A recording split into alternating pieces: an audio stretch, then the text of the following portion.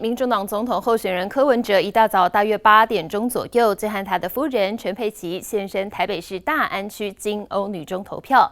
他说自己秉持着平常心，昨天睡得很好。一旁的陈佩琪也表示，柯文哲睡到打呼，应该是睡得很熟。而副手吴欣盈则是在同时间抵达到了吴兴国小，一身牛仔风的轻松装扮。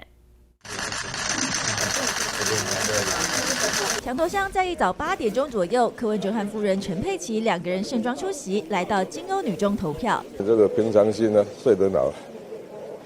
那今天子女会出来投票吗？会，还没起床。主席应该也是睡得很好，因为他鼻子过敏哦，睡到都打呼了，所以我相信他是睡得很熟。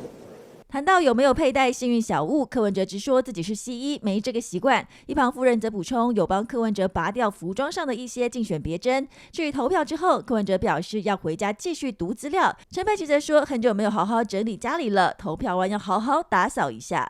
今天天气不错，应该会好一些。下雨啊，什么太冷就当然一定会有影响。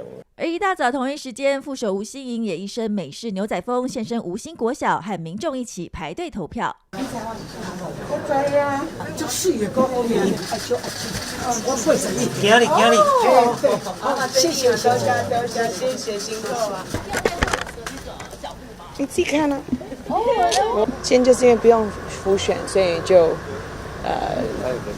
穿我自己想穿的，不穿白色。吴欣盈说，今天的心情就像天气一样好，但他也抛出了电子投票议题。我们这次选举发现到说，其实有200万人，不管在国内或国外，都不能参加投票的，所以我们这个民主是 Kichi 不完整的。吴欣盈表示，投票完要好好陪孩子，享受开票前的一小段轻松时光。记者综合报道。